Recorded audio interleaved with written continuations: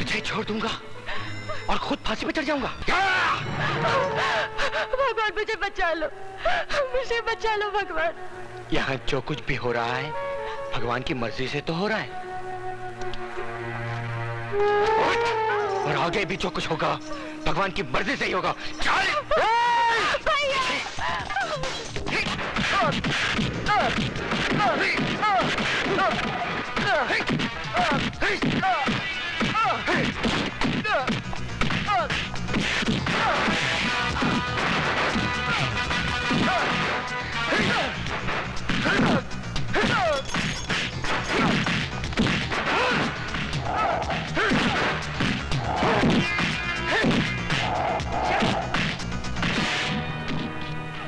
Sir, इस वक्त आप यहाँ?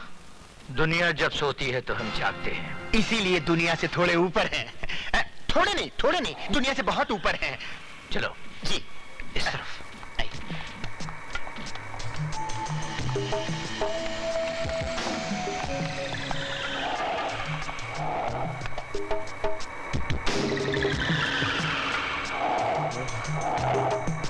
नटवरलाल नाम है मेरा। लोग मुझे प्यार से नौटी कहते हैं। देख लिया मधुमक्खी के छत्ते में हाथ डालने का अंजाम? हर जगह सूझे हुए हो। फड़के?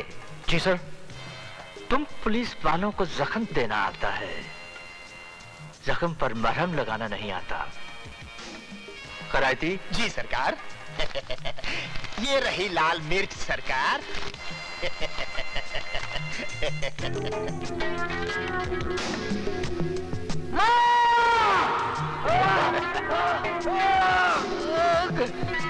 कैसा लग रहा है मिस्टर विजय सक्सेना? नौटी तुम्हें जान से नहीं मारेगा, तुम्हें ऐसी जिंदगी देगा कि लोग तुम पर थूकेंगे। कागज और पेन लाओ। जल्दी लाओ। लिखो। जल्दी लिखो। वाह, सरकार कुछ बोले भी नहीं और तुम लिखने लग गए। जब बोले तब लिखो। मैं विजय सक्सेना अपने पूरे होशो हवास में अपने जुर्म का इकबाल करता हूं कि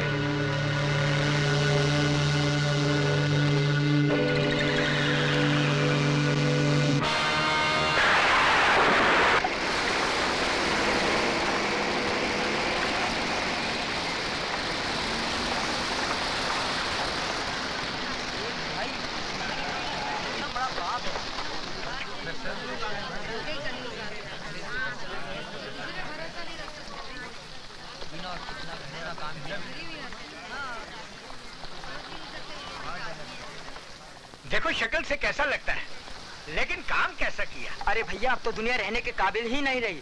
भगवान जल्दी उठा ले तो अच्छा है।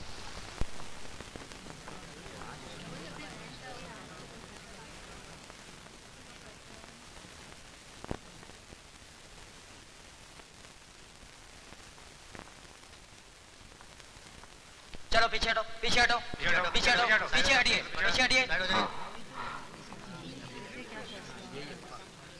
चलिए पीछे हटिए, पीछे हटिए। साइड हो जाइए प्लीज।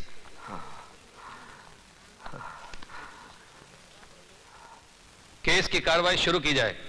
मैं जो कहूंगा सच कहूंगा, सच के सिवा कुछ नहीं कहूंगा। योर ऑनर, मैंने अपनी आंखों से मिस्टर विजय सक्सेना को अपनी बहन के साथ बलात्कार करते हुए देखा है।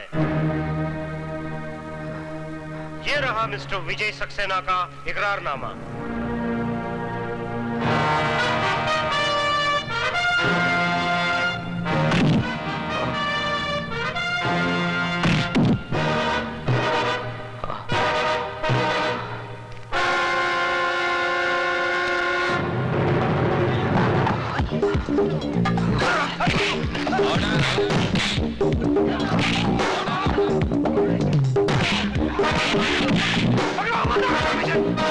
आगे मत बढ़ना। मैं क्या रुक जाऊं?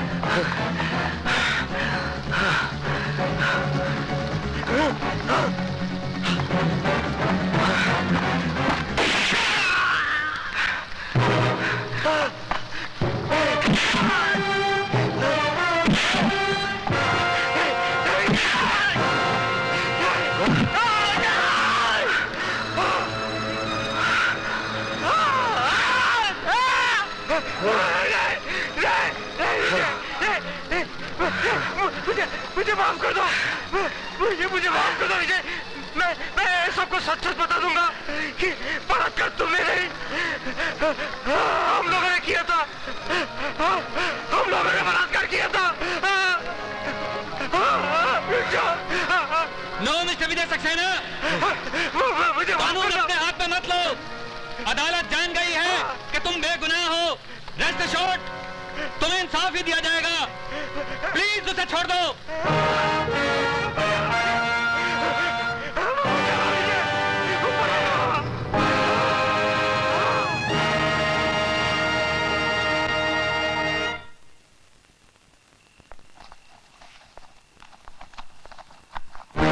अरे कौन हो तुम? वहीं खड़े रहो जज साहब, आगे मत बढ़ना। क्या चाहते हो? हालांकि इंस्पेक्टर अरविंद फड़के ने कल सबके सामने मरहूम स्वीटी सक्सेना के बलात्कार के जुर्म का इकबाल किया था, लेकिन अदालत हालातों को मद्देनजर रखते हुए इस नतीजे पर पहुंची है कि इकबाल जुर्म इंस्पेक्टर अरविंद फड़के ने मौत के डर की वजह से किया था। तमाम गवाहों के बयानात सुनने के बाद यह अदालत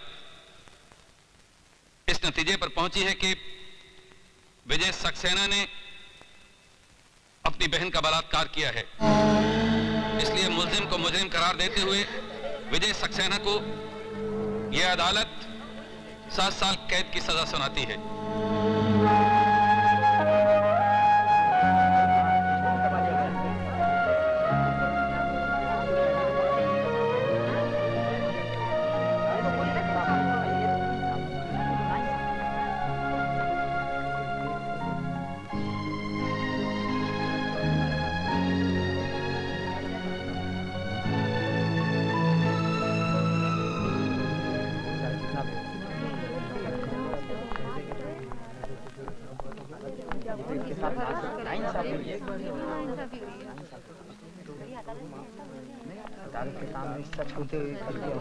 जज साहब, हाँ? इंसानों का मुकद्दर तो आसमान पे बैठा भगवान लिखता है, लेकिन आपने मेरा मुकद्दर लिखा है, वो भी जुर्म की स्याही से।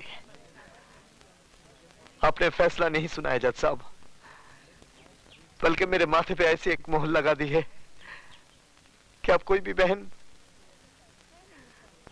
अपने भाई पे विश्वास नहीं करेगी।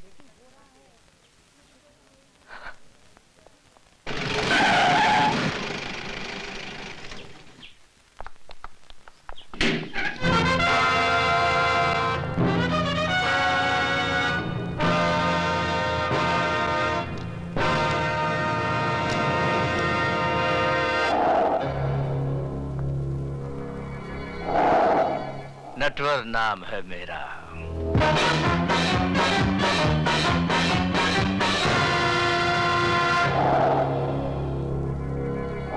मेरे बाहर आते ही तू अपना नाम भी भूल जाएगा। क्या डायलॉग मार गया?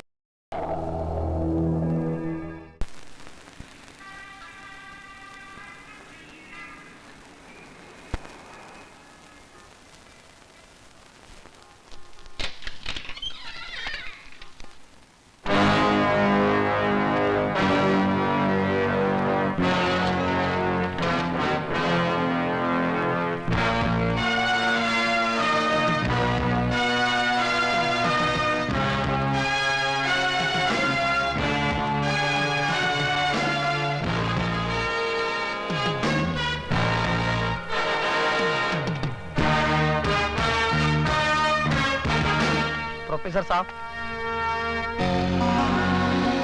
आप अपने कलम भूल गए थे।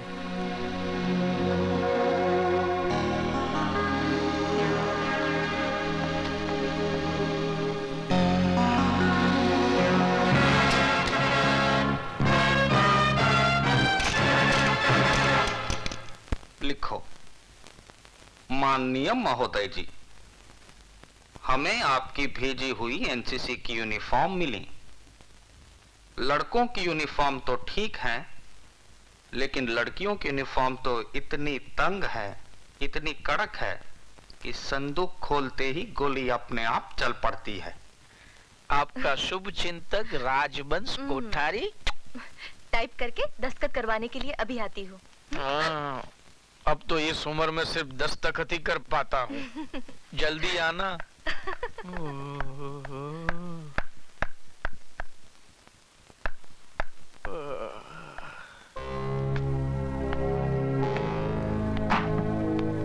कौन है भाई?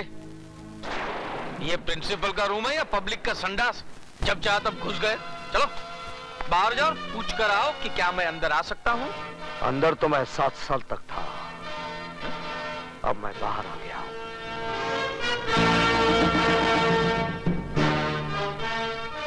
विजय सक्सेना, तुम? हाँ।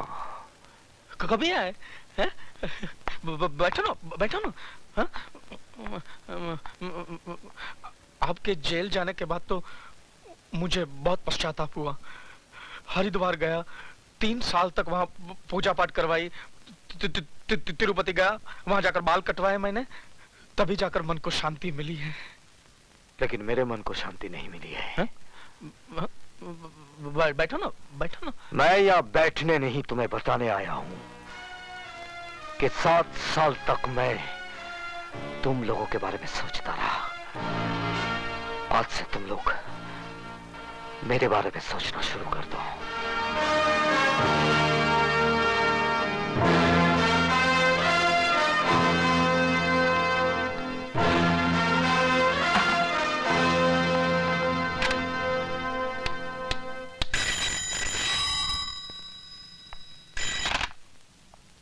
नटवर नाम है मेरा। फौरन बदल डालिए, वरना वो आपका नाम क्या, गांव, पता सब कुछ बदल डालेगा। क्या बकवास कर रहे हो कोठारी? होश में तो। वो आदमी कैसे होश में रह सकता है जिसने अभी अभी मौत की शक्ल देखी हो? मौत? कैसी मौत? विजय सक्सेना जेल से छूट गया है। विजय सक्सेना? क्या हुआ? साहब, हम अपने गांव मेरठ जाना चाहते हैं। क्यों? हमारी माँ की तबीयत बहुत खराब है। लेकिन तुम्हारी माँ तो पिछले बरस मर गई थी। फिर जिंदा हो गई है, और अगर हम नहीं पहुंचे तो फिर मर जाएगी। क्या उल्टा सीधा बक रहे हो? नहीं, विजय सक्सेना के आने से सब उल्टा सीधा हो गया है। हम तो जा रहे हैं।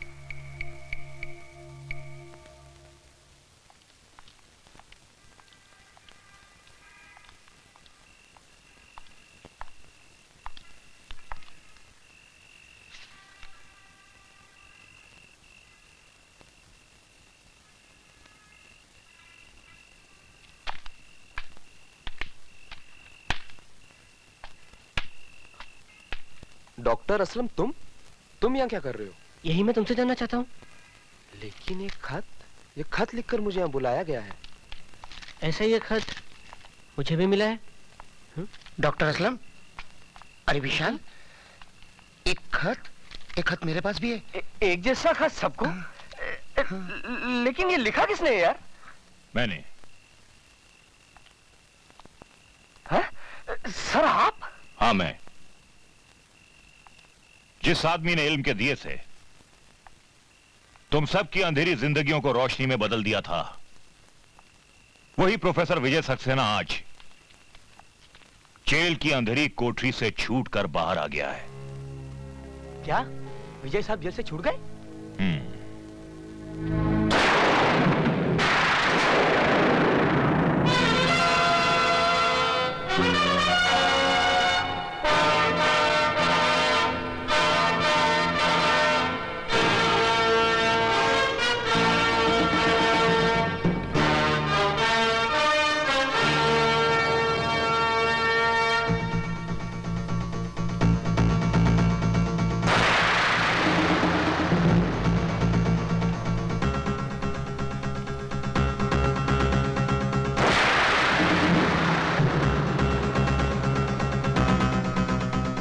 भैया, सुबह से भूखी प्यासी बैठी हूँ कि तुम्हें राखी बांधूं और तुम बस बस बस, तेरा भाषण शुरू होता है ना तो रुकता है नहीं। बच्चों का एग्जाम सर पर है, पढ़ाऊंगा नहीं तो चलेगा कैसे? चला जा। ठीक है, आप बैठो तो सही। अब जल्दी से राखी बांध दे। जी।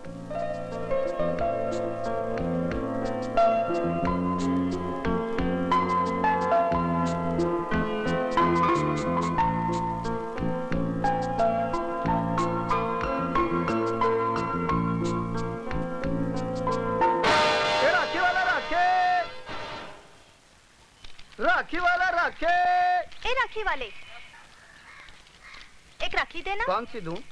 किसके लिए राखी खरीद रही है बेटी? तेरा तो कोई भाई भी नहीं है। माँ, कोई भाई ऐसा भी तो होगा जिसकी बहन ना हो, क्यों नहीं उसे राखी बांधो? ये लो, बांधो राखी।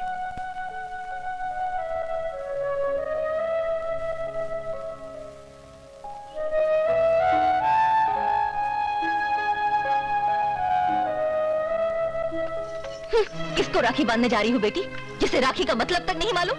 पर ये कौन है माँ? क्या किया है इसने? इसने वो किया है जो आज तक किसी भाई ने नहीं किया। बहन की इज्जत बचाने के बजाय उसकी इज्जत लूट ली। बेशर्म, अभी तक जिंदा है। नाक वाला होता तो कब का रेल की पटरी पे अपनी जान दे देता। चल अंदर।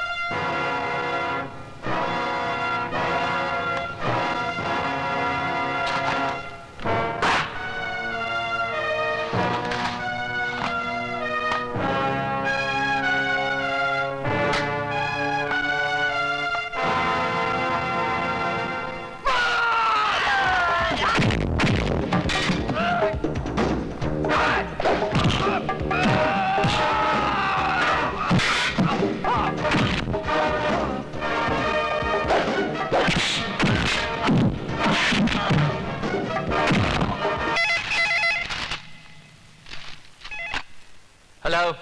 हेलो नहीं, अब हिलो, क्योंकि तूफान सलाखों की कैद से आजाद हो गया है। कौन बोल रहा? अपने बाप का नाम भी भूल गया। कौन? विजय? हाँ, विजय सक्सेना। अपने बीवी